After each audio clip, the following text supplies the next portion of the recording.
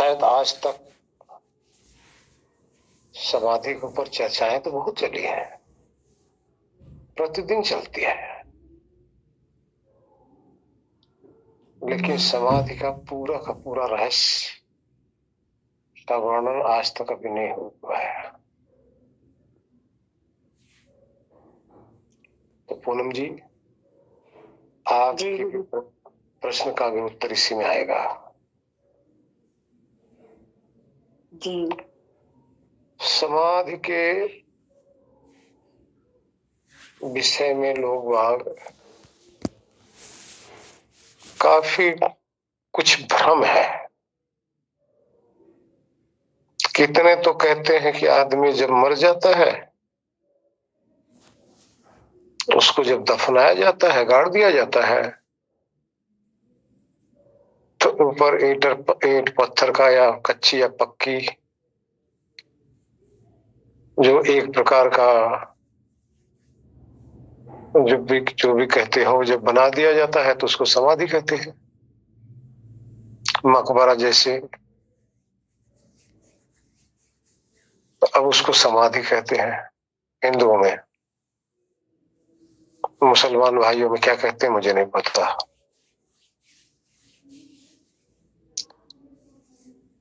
कितने समाधि के नाम से लोगों को भय भी लगता है।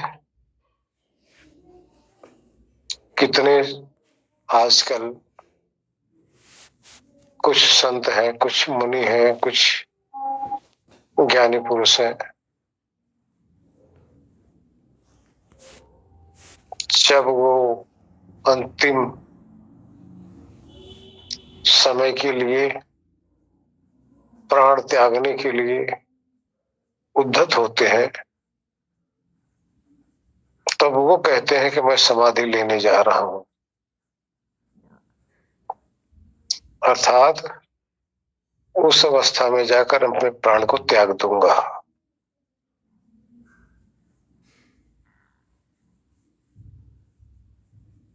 तो बहुत से विचार लोगों का है समाधि के विषय में, और ये भ्रम, ये संशय अभी हो रहा है, पहले नहीं था। जब से ये तरह तरह का पंथ, तरह तरह की विचारधारा जब उपजी है, तभी से ये भ्रम लोगों को होने लगा है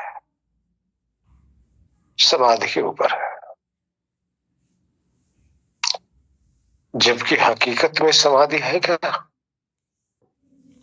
कहीं आप देखिए किसी गुरु का, तो आप जाएंगे, हाँ जी उनकी समाधि बनी हुई है। किसी संत की, हाँ जी समाधि बनी हुई है, यानी जहां दफनाए गए हैं ईंट पत्थर से पक्का चबूतरा जैसे बना दिया गया था, हाँ जी समाधि है। इसी तरह से संशय तरह तरह के विचारधाराओं के कारण से आज है, जबकि हकीकत समाधि है क्या? ये आज की नहीं है, ये ऋषि परंपरा के अनुरूप है। जो ऋषि मुनि थे, योगी, महायोगी, तपस्वी,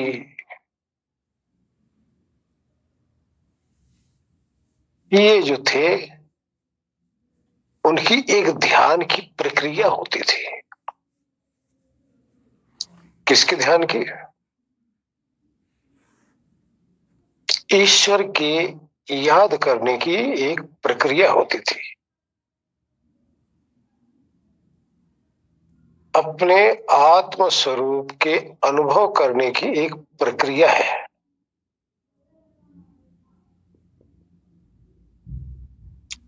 ये लाखों करोड़ों साल की ये पद्धति है। वेदों के अंदर बहुत अच्छी तरह से वर्णन है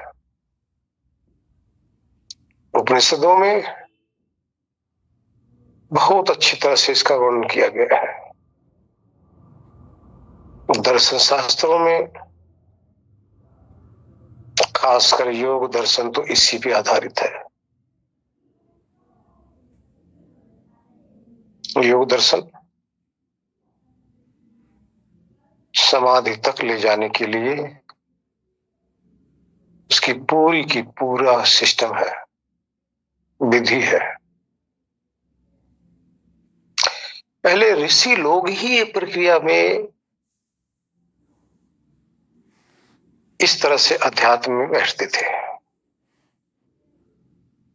आप ही लोगों ने सुना है बहुत से संत महात्माओं के विषय में। एक वाल्मीकि जी के विषय में भी सुना होगा। वाल्मीकि नाम क्यों पड़ा? उन्होंने जब ध्यान में तल्लीन हो गए, अर्थात ना अंदर बाहर से अपने आप को हटा लिया शरीर से, जब अपने आत्मा के अंदर ही लीन हो गए तो काफी दिनों तक इस अवस्था में थे। अब उनके ऊपर ये चींटी होती ना, एक लाल लाल चींटी होती, छोटी छोटी। इन चींटियों ने उनके शरीर के ऊपर अपना घर बना लिया, पूरे शरीर पे।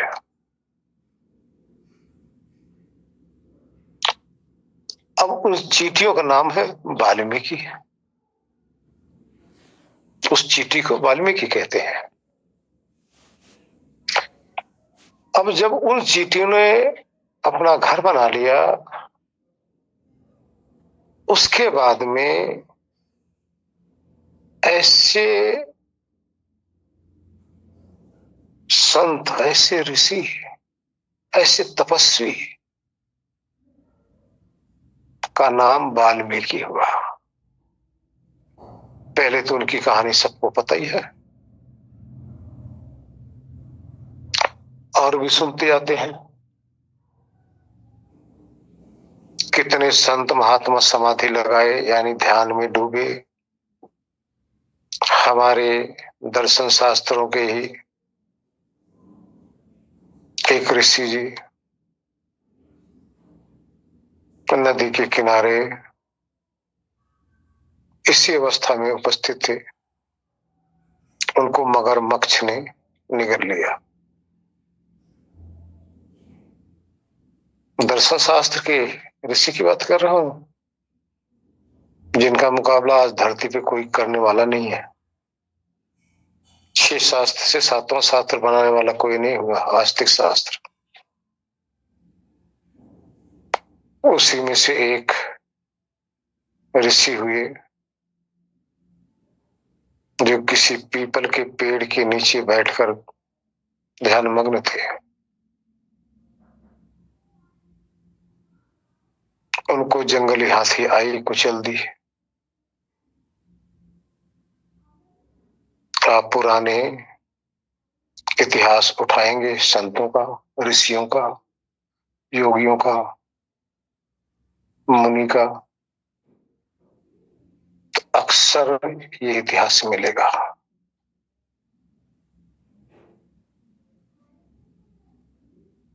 अब आगे आइए, समाधि कहते किसको है?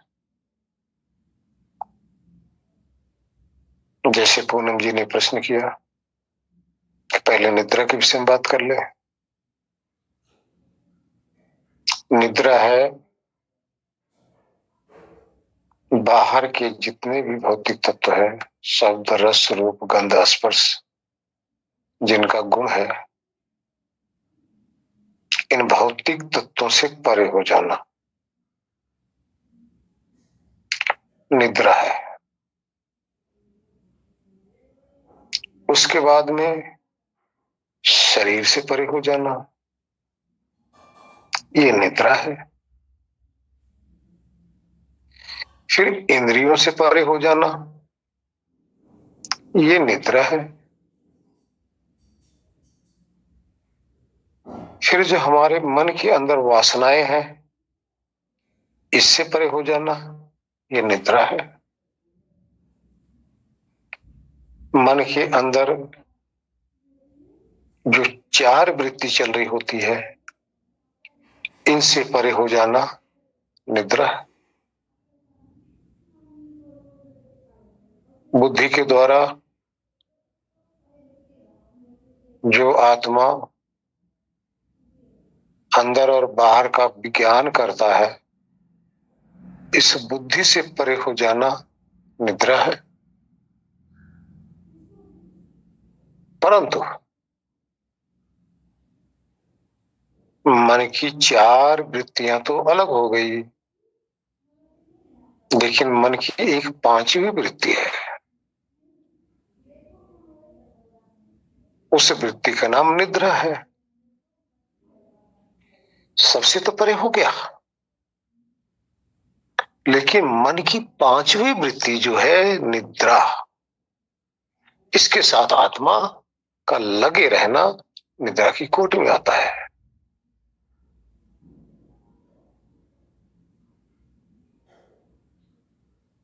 और स्वप्न क्या है? मन के संकल्प विकल्प से हटकर मन के अंदर जो हमारे संस्कार समाये हुए हैं, उन संस्कारों का स्मरण करते रहना, अर्थात जो इसमें चलचित्र चल रहे हैं संस्कार, उसको देखते रहना, इसका नाम सुसुप्ति है।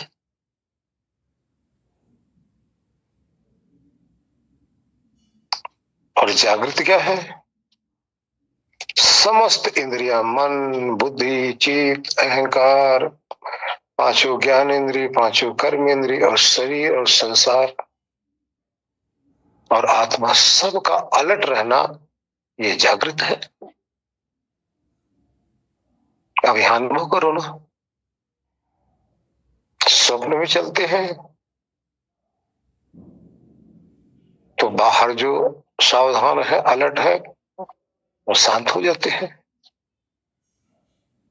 लेकिन आपके जो संस्कार हैं, वासनाएं जो थी, आपका बाहर का जन्म जन्मांतर का लेखा जोखा, उस समय उसका आप अनुभव करता हो, यही स्वप्न हो गया।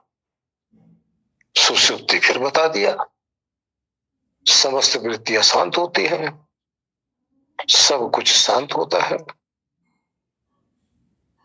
लेकिन मन की पांचवी वृत्ति, जिसको निद्रा कही जाती है, इसके साथ आत्मा का चले जाना, ये निद्रा की कोटि में आती है। अब आइए, समाधि क्या है? समाधि का अर्थ होता है संसार से परे हो जाना, संसार के शब्द, रस, रूप, गंध, स्पर्श से परे हो जाना, भौतिक तत्व जो अग्नि, पृथ्वी, जल, वायु आदि से परे हो जाना,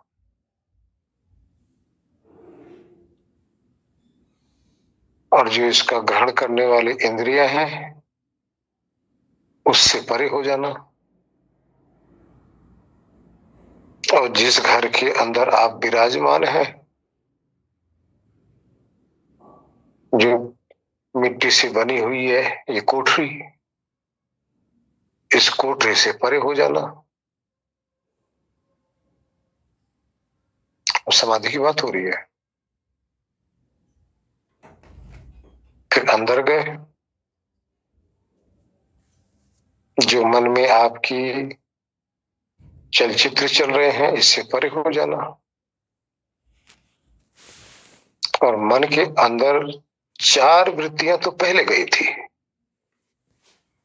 जिसको आप निद्रा कह रहे थे। लेकिन इसमें 5वीं वृत्ति का भी समाप्त हो जाना, ध्यान देना। मन की जो 5 वृत्ति है, 4 तो निद्रा में चली जाती है, 1 रह जाती है। और समाधि में ये 5वीं वृत्ति का भी चले जाना।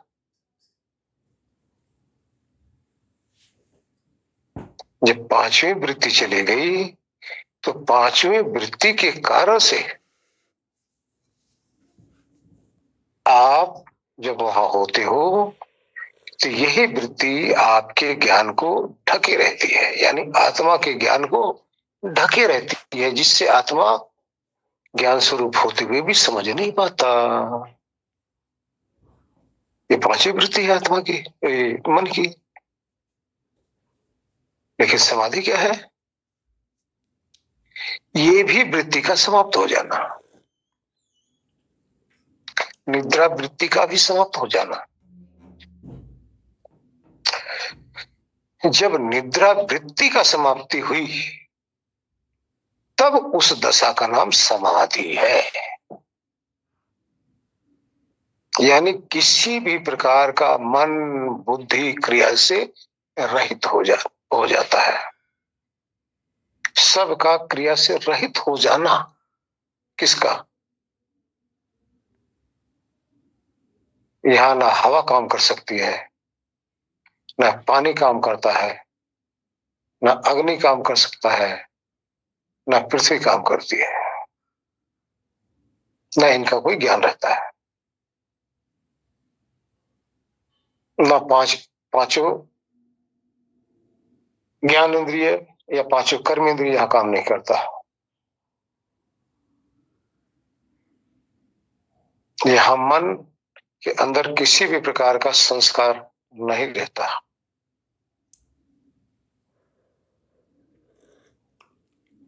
मन की 5 वृत्तियां समाप्त।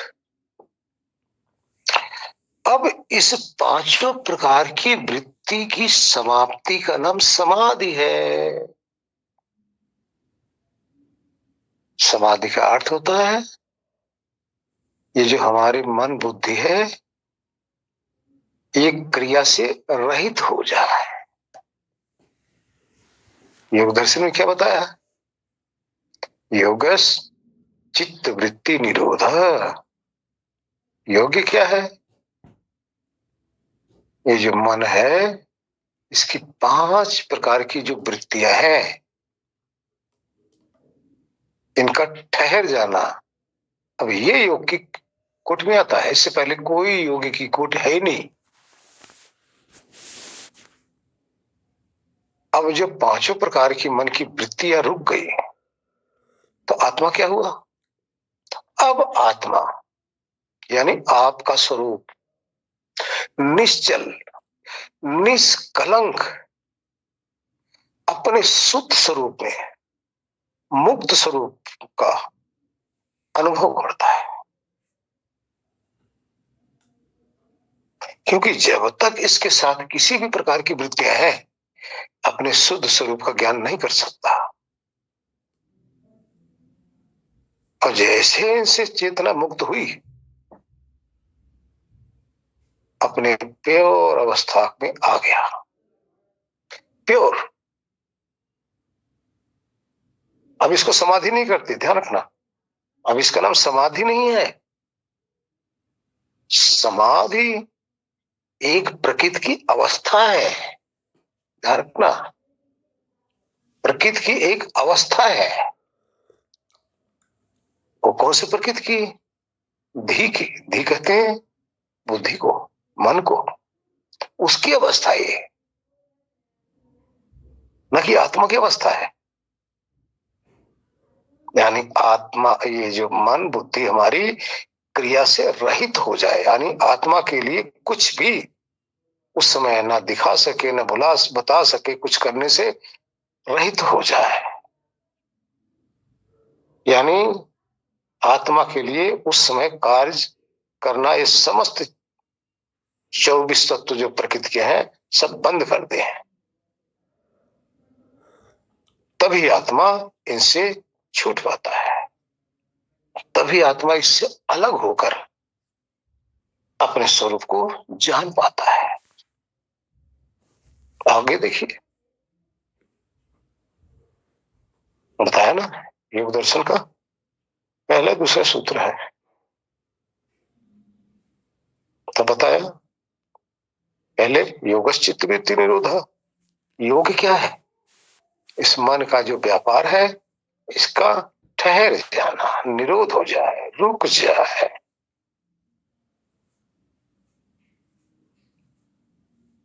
इसका नाम योग है। अब आगे क्या करें? योग क्या है? जब इस तरह से वृत्ति हमारी रुक जाती है, अर्थात मन से परे हम चले जाते हैं, तो अब अनुभव करो, अगर निद्रा वृत्ति होगी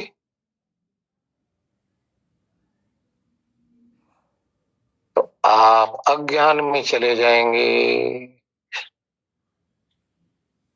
तमोगुण में चले जाएंगे, क्योंकि निद्रा वृत्ति तमोगुण है। तमोगुण का अर्थ है कि जो आत्मा के ज्ञान को ढक ले, आच्छादित कर दे। सतोगुण क्या है? जो आत्मा को ज्ञान कराती रहे। रजोगुण क्या है? जो आत्मा को संसार के मोह माया में, प्रपंचों में भटकाती रहे। अब यहां तीनों गुण कार्य करना बंद कर दिए। अब तीनों गुण जब कार्य करना बंद किए तब आत्मा मुक्त हुआ, छूटा। आगे क्या करें? तदा दृष्टु स्वरूपे अवस्थानम। अब ध्यान वो करो, तदा कब? जब वृत्तियां शांत हुई है। दृष्टु का दो अर्थ होता है, या तो योग कह लो, इसके ऋषियों ने दो अर्थ लगाया है कि सब कुछ जो देखने वाला आत्मा है ना, सब कुछ जो देख रहा है ये आत्मा स्व अपने रूपे स्वरूप में अवस्थानम ठहर जाता है। क्यों ठहर गया?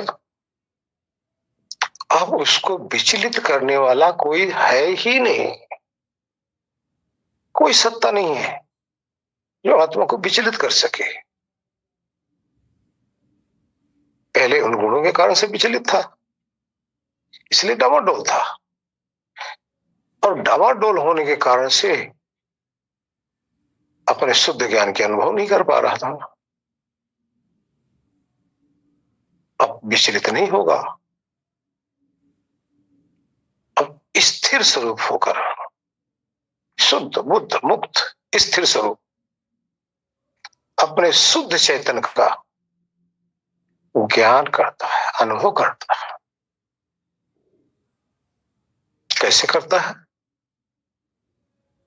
गीता का एक श्लोक का आपको उदाहरण दे दूं। वहां भगवान कृष्ण कहते हैं, मेरा तो वो धाम है जहां ये सूरज का प्रकाश कि वहां पहुंचे नहीं है, लेकिन फिर भी अपने ही प्रकाश से प्रकाशित रहता है। अब ये दशा है आपकी। अब वहां आत्मा यहां से बचा हुआ अपने ही ज्ञान स्वरूप में, अपने ही चेतना में प्रकाशित रहता है, विद्यमान रहता है। क्योंकि आत्मा कभी बुझता ही नहीं, सदैव रहने वाली सत्ता का नाम आत्मा है, जहां किसी भी प्रकार का कोई शब्द नहीं पहुंच सकता। आत्मा का वो धाम है। जहां किसी प्रकार का रस, किसी प्रकार का गंध, जिसकी कोई पहुंच नहीं, और वो समाधि का परिणाम है। गीता में बताया यही परम पद है, यही परम पद है। तो समाधि से इस परम पद की प्राप्ति होती है। इस परम पद में चेतना ठहरती है,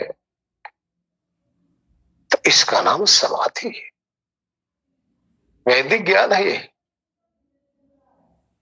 दर्शनों का ज्ञान है, उपनिषदों का ज्ञान है, गीता का ज्ञान है। जितने भी शस्त्र शास्त्र है, ऋषि मुनियों की, संतों की जो पद्धति है, भली भांति इसको बताया गया है।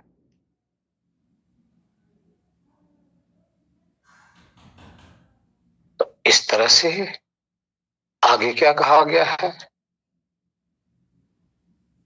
आगे इसका कोई अर्थ क्या लगाता है? तदा दृष्टु स्वरूपवसानम। स्वामी दयानंद जी ने इसका अर्थ क्या लगाया? तब आत्मा अपने तथा सारे सृष्टि का जो ज्ञाता है, सबको जो जानने वाला है, अपने तथा ईश्वर के स्वरूप में ठहरता है। इससे उत्तम पद ना आज तक धरती पे किसी ने बताया है, और न ही किसी में क्षमता है कि इससे आगे की बात कोई कर सके। और यही पहुंचना समस्त मानव मात्र का लक्ष्य है।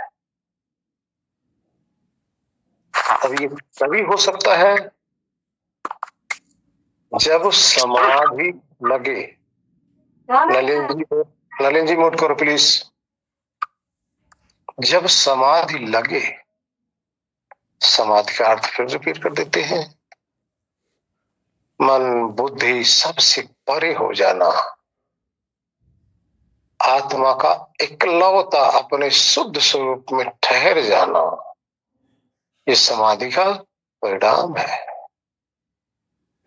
समाधि का अर्थ हुआ मन बुद्धि क्रिया से रहित हो जाए, अपने कार्य को छोड़ दें। क्योंकि ये जो मन बुद्धि है हमारा, आत्मा के लिए है, आत्मा का सेवक है, आत्मा के सभी कार्य को संपन्न करने के लिए मन बुद्धि परमात्मा ने दिया हुआ है। लेकिन वहां जाकर आत्मा का कोई कार्य रहता ही नहीं। जहां मन बुद्धि कार्य करे, क्रिया से परे हो जाता है। जब आत्मा, जब क्रिया में आता है, आत्मा कर्म में आता है, तभी इनके सहयोग की आवश्यकता है।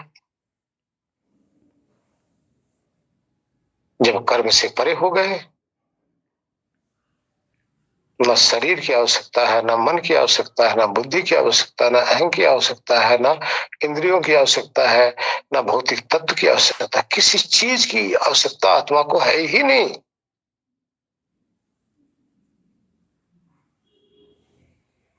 लेकिन यहां तक पहुंचाने के लिए ये सब साधन है। आत्मा को यहां तक पहुंचाने के लिए परमात्मा ने सारे साधन दिए। अब अंदर किसी भी प्रकार का कोई साधन कार्य करता ही नहीं, और साधन का वहां कोई आवश्यकता भी नहीं है। जो साधन से जब परे हो जाए, तभी आत्मज्ञान है। और साधन से रहते हुए कोई अपने आप को आत्मज्ञानी माने, झूठ है, छल कर रहा है अपने साथ भी, और बताने वाले जिसको बता रहा है उसके साथ भी छल कर रहा है। साधन से आत्मा पाया नहीं जाता, साधन से आत्मज्ञान नहीं होता। साधन रहित होते ही आत्मा तो स्वरूप में ठहर जाता है। इसलिए समाधि तक समस्त इंद्रियां साथ देती हैं। समाधि के बाद समस्त इंद्रियों का कार्य, मन बुद्धि का कार्य समाप्त हो जाता है। हाँ, सुनने वाले एक प्रश्न कर सकेंगे, संशय आ सकता है, आप लोग भी प्रश्न कर सकते हैं, इसलिए मैं पहले उत्तर दे देता हूं। ये आएगा कि जब आत्मा सबसे परे हो ही गया तो शरीर में कैसे आ सकता है? हो सकता है ना प्रश्न आप लोगों का, तो शरीर में कैसे आ सकता है जब सबसे शरीर से परे हो गया? तो इसका अर्थ है कि आत्मा इन सबके ज्ञान से परे है, इन सबके संग दोष से परे है, संग दोष त्याग दिया है, इसलिए इनके संग का कोई ज्ञान नहीं है। परंतु यहां अनुभव करेंगे उसके प्राण चल रहे होते हैं, शरीर के अंदर सांस प्रश्वास चल रही होती है, शरीर के अंदर ब्लड संचार चल रहा होता है, शरीर के अंदर हार्ट, लीवर, किडनी अर्थात सारे अंग काम कर रहे होते हैं। क्यों? अब ये क्रिया आत्मा की नहीं है। समाधि में जाने के बाद में ये जो चल रहा है ये आत्मा का कार्य नहीं है, ये कार्य ईश्वर का है। अब ईश्वर उसकी सेवा में लगे हुए हैं, ईश्वर सेवा कर रहे हैं, और कब तक करेंगे? कब तक ये शरीर रहेगा? जब तक प्राण चलता रहेगा। और कब तक प्राण चलेगा? जब तक उसके प्रारब्ध है। ऐसा नहीं कि आप जाके आत्म साक्षात्कार कर लिए फिर वापस आओगे नहीं, नहीं। जब तक आपके चुकता नहीं कर लोगे, चाहे 24 घंटा उस दशा में बैठे रहो, स्वरूप में ठहरे रहो, शरीर से आप अलविदा नहीं हो सकते। शरीर से आप तभी निकाले जाएंगे जब आपका प्रारब्ध समाप्त हो जाएगा। आप समाधि में जाओ या ना जाओ इससे कोई फर्क नहीं पड़ता, आप निद्रा में जाओ या ना जाओ इससे कोई फर्क नहीं पड़ता, आप कोई कार्य करो या ना करो इससे कोई फर्क नहीं पड़ता। ये तो आपके विवेक के ऊपर है, आपने क्या करना है। लेकिन इस शरीर से तभी निकाल ले जाओगे, प्राण तभी निकलेगा जब आपके प्रारब्ध समाप्त हो जाएंगे। अब बात आती है कि अब जब समाधि के अंदर वहां जाकर आत्मा स्वरूप में ठहरा हुआ है तो अब उसको इस शरीर से या जोड़ा किसने है? ये प्राण ही आत्मा को जोड़े हुए है। उस ऐसी दशा में, ऐसी स्थिति में यहां तक पहुंचने के बावजूद भी ये प्राण ऐसी आत्मा को इस शरीर से जोड़कर रखा हुआ है, और ये प्राण प्रारब्ध के आधार पर चल रहा है। जिस दिन प्रारब्ध खत्म चाहे राजा हो, चाहे रंक हो, चाहे संत हो, चाहे तपस्वी हो, चाहे दरिद्र हो, चाहे उपद्रवी हो, चाहे डाकू हो, चाहे शैतान हो, कुछ नहीं बचेगा। उसके बाद में भगा दिया जाओगे इस कोठरी से। इस तरह से यहाँ काफी लंबा हम आप लोगों को लेक्चर दे दिए। पता नहीं आप लोगों को ये प्रिय लगा नहीं लगा, आवश्यकता थी या नहीं थी, फिर भी हमने अपनी तरफ से प्रयत्न किया। इस पे यदि किसी का कोई प्रश्न हो तो प्रश्न कर सकते हो। हरिओम हरिओम।